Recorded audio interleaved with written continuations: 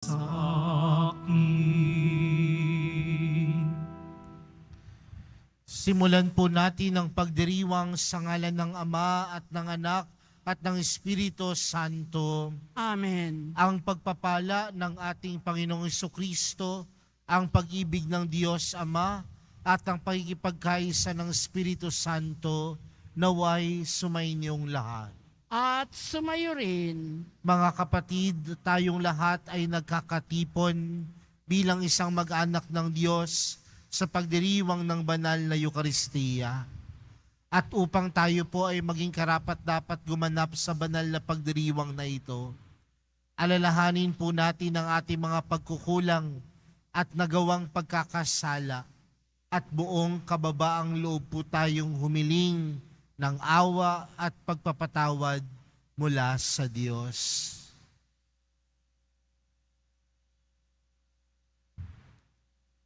Sinugong tagapagpagaling sa mga nagsisisi, Panginoon, kaawaan mo kami. Panginoon, kaawaan mo kami. Dumating na tagapaganyayang mga makasalanan ay magsisi, Kristo, kaawaan mo kami. Kristo, kaawaan mo kami. Nakaluklok ka sa kanan ng Diyos Ama para ipamagitan kami. Panginoon, kaawaan mo kami. Panginoon, kaawaan mo kami. Kaawaan tayo ng makapangyarihang Diyos, patawarin tayo sa ating mga kasalanan at patnubayan tayo sa buhay na walang hanggan. Amen. Manalangin tayo. Ama naming makapangyarihan, huwag mong bawiin sa amin ang iyong kagandahang loob na nagpagindapat na kami maging iyong lingkod at nagdudulot sa amin ang iyong palagiang pagkupkop sa pamamagitan ni Jesucristo kasama ng Espiritu Santo magpa sa walang hanggan. Amen. Magsipo muna po ang lahat.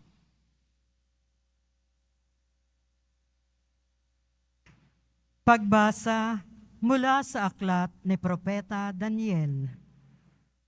Noong mga araw na iyon, tumindig si Azarias at dumalangin. Alang-alang sa iyong karangalan, huwag mo kaming itakwil habang panahon. Huwag mong putulin ang iyong tipan sa amin. Muli mo kaming kahabagan, alang-alang kay Abraham na iyong minamahal, kay Isaac na iyong lingkod, at kay Israel na iyong pinabanal. Ipinangako mong pararamihin ang kanilang lahi, gaya ng mga bituin sa langit at buhanginan sa tabing dagat. Subalit ngayon, Panginoon, kami ay ang pinakamaliit na bansa dahil sa aming mga kasalanan. Kami ang pinakaabang ngayon sa sanlibutan. Wala kaming hari, mga propeta o mga tagapanguna ngayon. Walang templong mapag-alayan ng mga handog na susunugin, mga hain at kamangyan. Wala man lamang lugar na papaghandugan upang kami ay humingi ng awa mo. Ngunit lumalapit kami sa iyo ngayon, nabagbag ang puso at nagpapakumbaba. Tanggapin mo na kami na parang may dalang mga baka, mga guya at libo-libong matatabang tupa na susunugin bilang handog sa iyong harapan. Tanggapin mo ang aming pagsisisi bilang handog upang kami matutong sumunod sa iyo ng buong puso. Walang nagtiwala sa iyo na nabigo. Simula ngayon, buong puso kaming susunod sa iyo, sasamba at magpupuri sa iyo. Huwag mo kaming biguin, yamang ikaw ay maamo at mapagkalinga. Kahabagan mo kami at saklolohan. Muli mong iparanas sa amin ang iyong kahangahangang pagliligtas at sa gayoy, muling dakilain ang iyong pangalan, Panginoon. Ang salita ng Diyos. Salamat sa Diyos. Poon iyong gunitain ang pag-ibig mo sa amin. Poon iyong gunitain ang pag-ibig mo sa amin. Ang kalooban mo'y ituro, O Diyos. Ituro mo sana sa aba mong lingkod. Ayon sa matwid, ako ay turuan. Ituro mo poon ang katotohanan, tagapagligtas ko na inaasahan. Poon iyong gunitain ang pag-ibig mo sa amin.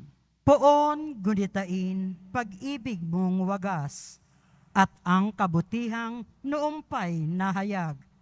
Pagkat pag-ibig mo'y hindi magmamaliw, ako sana poon ay alalahanin. Poon iyong gunitain ang pag-ibig mo sa amin. Mabuti ang poon at makatarungan sa mga salari, guro at patnubay. Sa mababang loob siya yaong gabay at nagtuturo ng kanyang kalooban. Poon iyong gunitain ang pag-ibig mo sa amin. Magsitayo na po ang lahat.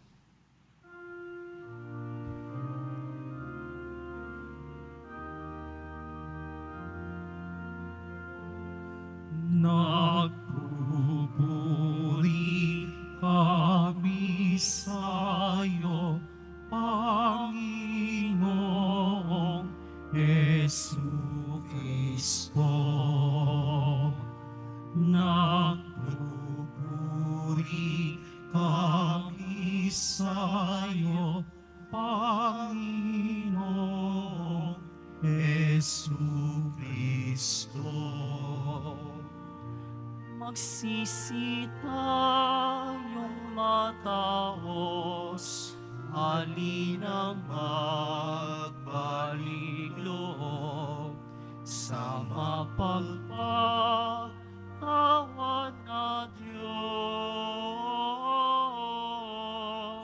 Sa Kanya tayo'y tumulong at manumbalik na lubos. Nagpupuri kami sa'yo, Panginoong Jesucristo. Sumainyo ang Panginoon. At sumayo rin. Ang mabuting balita ng Panginoon ayon kay San Mateo. Papuri sa iyo, Panginoon. Noong panahong iyon, lumapit si Pedro at nagtanong kay Jesus, Panginoon, makailan kong patatawarin ang aking kapatid na paulit-ulit na nagkakasala sa akin? Makapito po ba? Sinagot siya ni Jesus, hindi ko sinasabing makapito, kundi 70 ulit pa nito. Sapagkat ang paghahari ng Diyos ay katulad nito. Ipinasya ng isang hari na pagbayarin ng kanyang mga lingkod na may utang sa kanya. Unang dinala sa kanyang isang may utang na 10 milyong piso. Dahil siya'y walang ibayad, iniutos ng hari na ipagbili siya, ang kanyang asawa, mga anak at lahat ng ari-arian upang makabayad. Nanikluhod ang taong ito sa harapan ng hari at nagmakaawa. Bigyan pa po ninyo ako ng panahon at babayaran ko sa inyo ang lahat. Naawa sa kanyang hari, kaya pinatawad ang kanyang mga utang at pinayaon siya. Ngunit pagkaalis niya roon, ay nakatagpo niya ang isa sa kanyang kapwa lingkod na may utang na 500 piso sa kanya. Sinunggaban niya ito at sinakal, sabay wika, magbayad ka ng utang mo. Naglumuhod iyon at nagmakaawa sa kanya. Bigyan mo pa ako ng panahon at babayaran kita.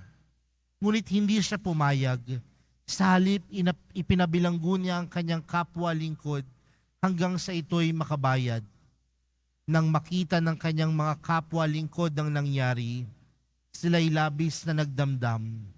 Pumunta sila sa hari at isinumbong ang nangyari, kaya't ipinatawag siya ng hari. Ikaw, napakasama mo, sabi niya. Pinatawad kita sa utang mo sapagkat nagmakaawa ka sa akin. Nahabag ako sa iyo. Hindi ba dapat ka ring mahabag sa kapwa mo? At sa galit ng hari, siya'y ipinabilanggo hanggang sa mabayaran niya ang kanyang utang. Gayon din ang gagawin sa inyo ng aking amang nasa langit kung hindi ninyo patatawarin ang inyong kapatid. Mga kapatid, ang mabuting balita ng Panginoon. Pinupuri ka namin, Panginoong Heso Kristo. Magsiupo muna po ang lahat. Alam natin mga kapatid na ang panahon ng Kwaresma ay panahon ng paghahanda para sa muling pagkabuhay ni Jesus.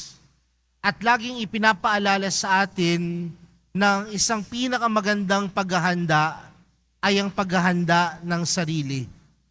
Ang paghahanda ng ating mga puso, ang paghahanda ng ating kalooban.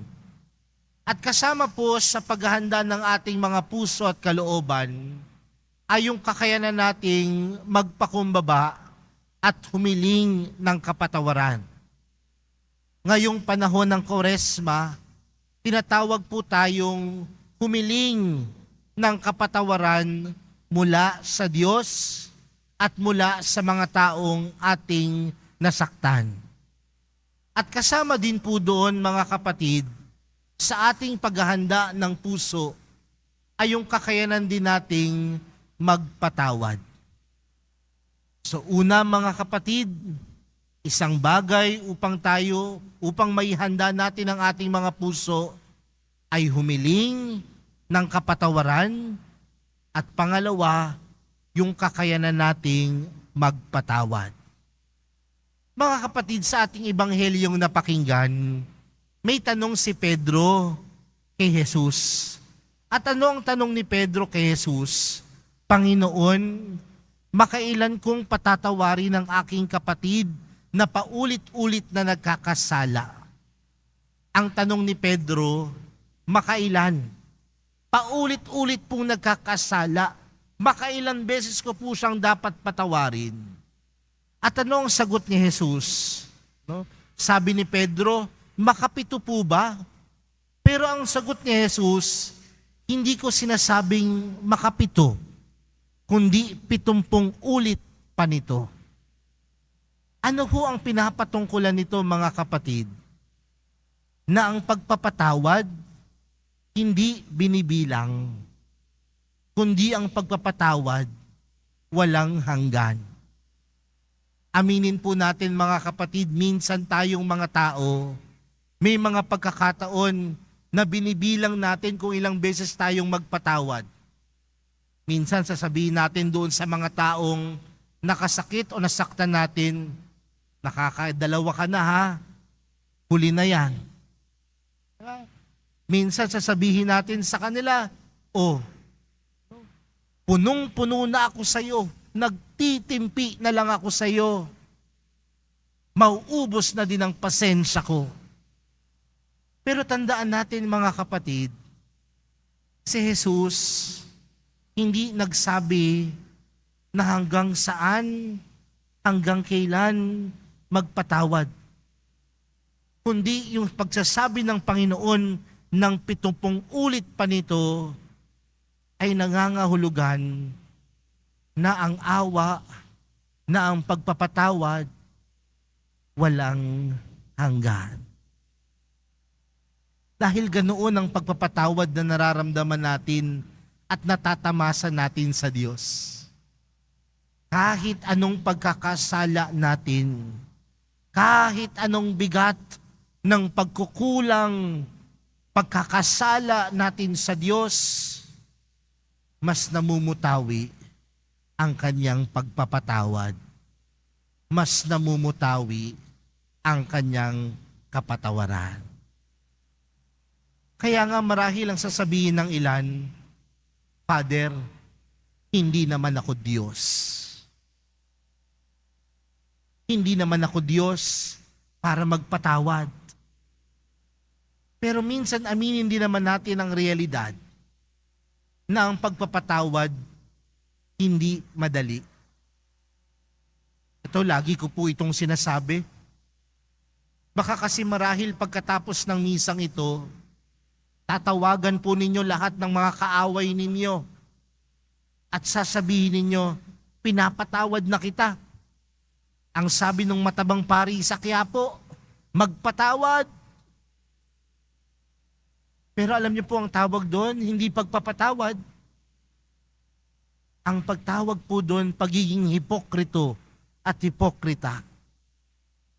Dahil aminin natin o hindi, ang pagpapatawad, isang proseso. Forgiveness takes time. Kaya nga sa araw na ito, buksan ang mga puso, buksan ang kalooban upang sa dulo ng buhay natin, nandoon at may kakayanan tayong magpatawad. Sabi po nila, to forgive is to forget. Pero napakagandang pagpapaalala sa atin na ang pagpapatawad ay hindi lamang tayo'y makalimot, kundi ang pagpapatawad ay pagpapaalala sa atin na tayo ang unang pinatawad. At kung tayo ang unang pinatawad ng Diyos, sino tayo para hindi makapagpatawad ng ating kapwa? To forgive is not simply to forget, but to forgive is to remember the mercy, the goodness, and love of God.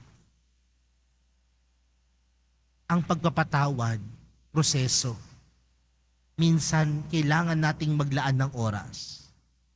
Pero buksan natin ang puso natin sa oras na ito, sa araw na ito, at paalala natin sa ating sarili, tayo ang unang pinatawad.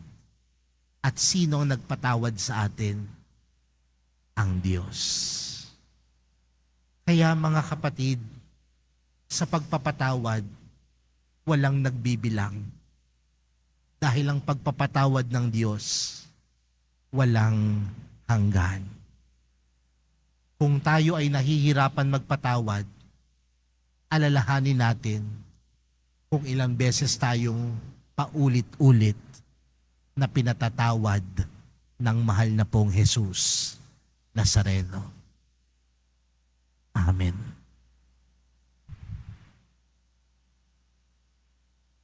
Magsitayo na po ang lahat. Minamahal kong mga kapatid, manalangin tayo sa Diyos upang tayo ang kanyang bayang nakararanas ng kanyang pagpapatawad ay maghatid ng kagalakan ng pagkakasundo sa mundo. Ang ating panalangin, Panginoon, gawin mo kaming tagapaghatid ng iyong kapayapaan.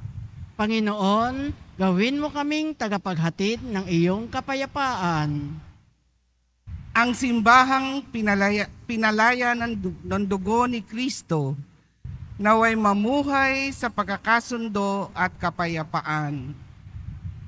Manalangin tayo.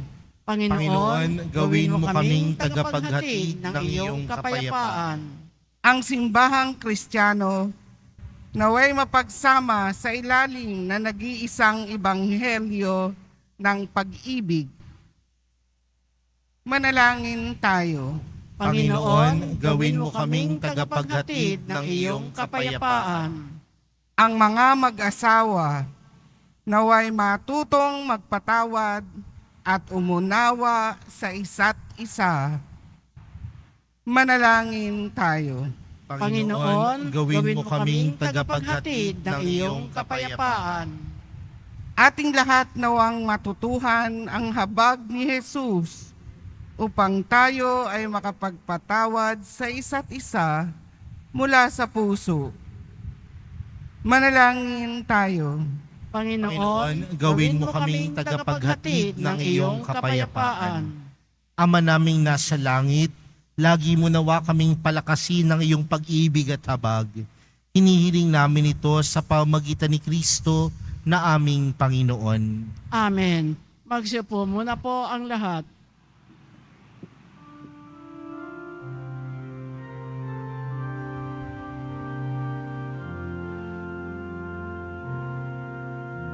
Sa'yo, Ama, aming handog, ang tinapay at alak na ito, handog ng iyong bayang sumasamo,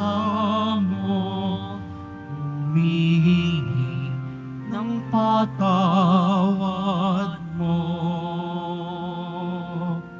Sa'yo, Ama, aming handog, ang tinapay at alak na ito, handog ng iyong bayang sumasamo, humihingi ng patawad mo.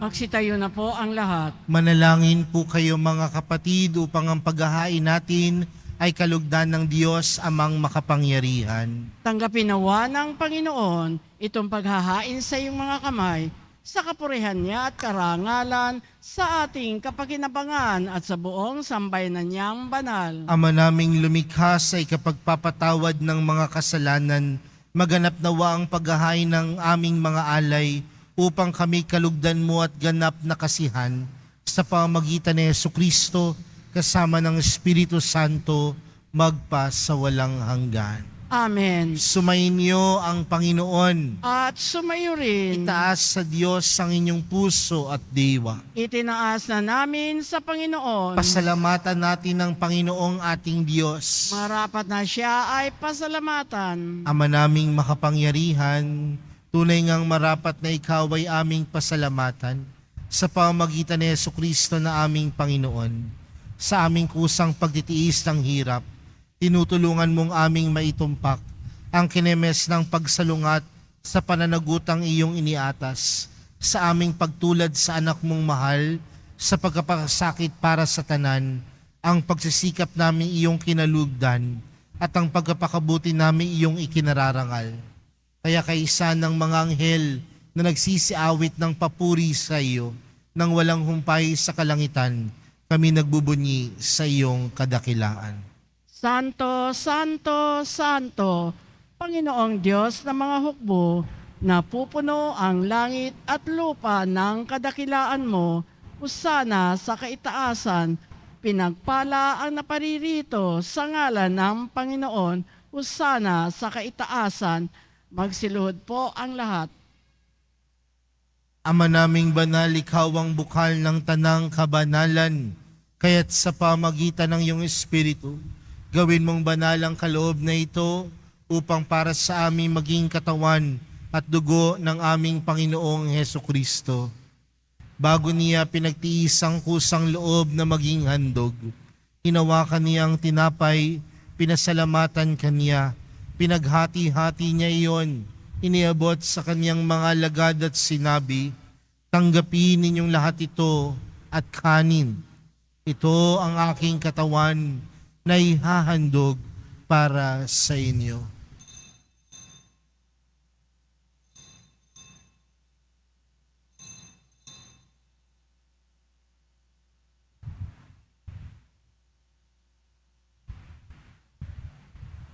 Gayon din naman noong matapos ang hapunan, hinawakan niya ang kalis, muli kaniyang pinasalamatan, iniabot niya ang kalis sa kanyang mga alagad at sinabi, "Tanggapin ninyong lahat ito at inumin.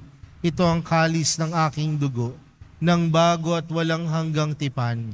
Ang aking dugo na ibubuhos para sa inyo at para sa lahat, sa ikapagpapatawad ng mga kasalanan. Gawin niyo ito sa pag-alala sa akin."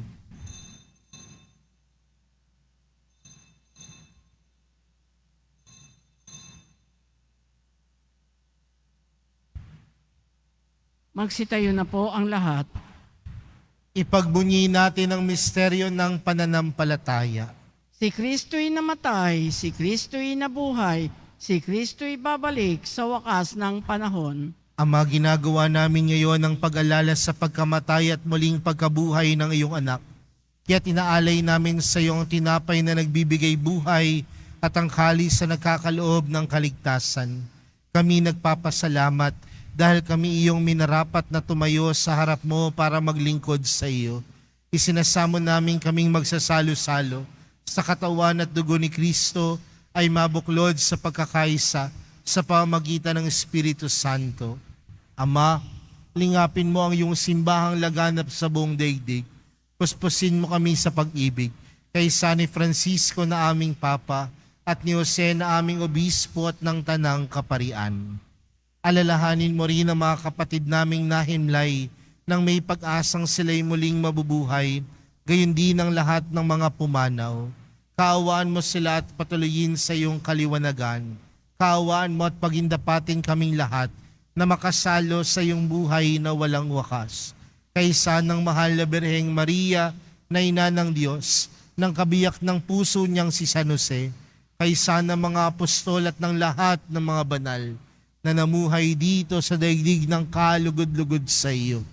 May pagdiwang nawa namin ng pagkupuri sa ikararangal mo sa pamamagitan ng iyong anak na aming Panginoong Hesukristo. Sa pamamagitan ni Kristo, kasama niya at sa Kanya, ang lahat ng parangal at papuri ay sa iyo, Diyos amang makapangyarihan, kasama ng Espiritu Santo, magpa sa walang hanggan. Amen. Lumapit po tayo sa Ama natin sa langit, sa panalangin itinuro sa atin ni Jesus. Ama namin, sumasalangit ka, sambahin ang ngalan mo, mapasa amin ang kaharian mo, sundin ang loob mo dito sa lupa para nang sa langit. Bigyan mo kami ngayon ng aming kakanin sa araw-araw at patawarin mo kami sa aming mga sala para nang pagpapatawad namin sa nagkakasala sa amin. At huwag mo kami paintulot sa tukso at yadya mo kami sa lahat ng masama. Hinihiling namin kami adya sa lahat ng masama, pagkalooban ng kapayapaan araw-araw, iligtas sa kasalanan at ilayo sa lahat ng kapahamakan. Samantalang aming pinananabikan ang dakilang araw ng pagkapahayag ng tagapagligtas naming si Jesucristo. Sapagkat iyo ang kaharian at ang kapangyarihan at ang kapurihan magpakailanman. Amen. Panginoong Hesukristo, sinabi mo sa iyong mga apostol, kapayapaan ang iniwan ko sa inyo. Ang aking kapayapaan ang ibinibigay ko sa inyo. Tunghayan mo ang aming pananampalataya at huwag ang aming pagkakasala. Pagkalooban mo kami ng kapayapaan at pagkakaisa ayon sa iyong kalooban, kasama ng Espiritu Santo, magpa sa walang hanggan. Amen. Ang kapayapaan ng Panginoon ay laging sumainyo. At sumayo rin. Magbigayan po kayo ng kapayapaan sa isa't isa.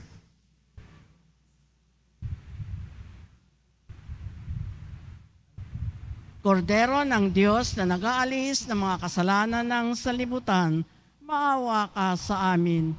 Kordero ng Diyos na nag-aalis ng mga kasalanan ng sanlibutan, maawa ka sa amin. Kordero ng Diyos na nag-aalis ng mga kasalanan ng sanlibutan, ipagkaloob mo sa amin ang kapayapaan. Magsiluhod po ang lahat.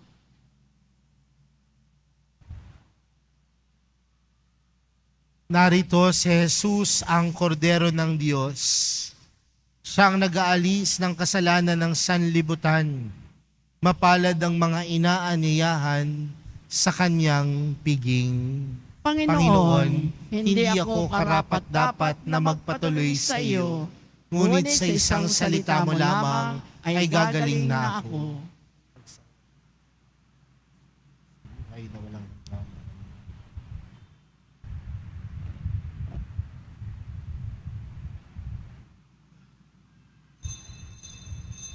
Para sa lahat ng tatanggap ng banal na komunyon, Sasagot po tayo ng amen pagkasabi ng pare o na lay minister ng katawan ni Kristo at isubo agad sa bibig bago mali sa harapan ng pare o lay minister.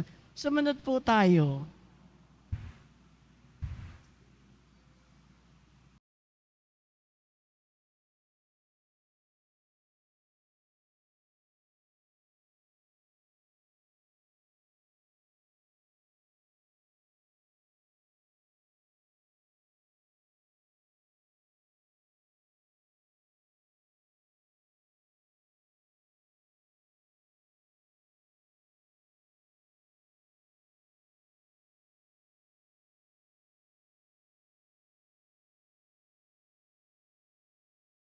Ama naming mapagmahal, pamaligi nawa kaming buhay ng pagsasalo namin sa banal na paikinabang at dulutan nawa kami ng iyong kapatawaran at patatagin nawa kami sa tapat na pagmamahal sa pamamagitan ni Jesucristo kasama ng Espiritu Santo magpa sa walang hanggan. Amen. Sumainyo ang Panginoon. At sumaiyo rin. Mahal na pong Jesus Nazareno, inihayag mo sa pamagitan ng krus ang walang maliw na pag-ibig ng Diyos sang katauhan. Pakinggan mo ang kahilingan ng iyong angkan na nagsusumamo sa iyo. Makamtanawa nila ang iyong katugunan at tanggapin ang kasagutan na may utang na loob na tinatanaw. Basbasan din po ninyo ang mga daladala nilang mga imahin at dasal at ng Espiritu Santo. Amen. Humayo po kayong taglayang kapayapaan ng pong Jesus Nazareno. Salamat sa Diyos.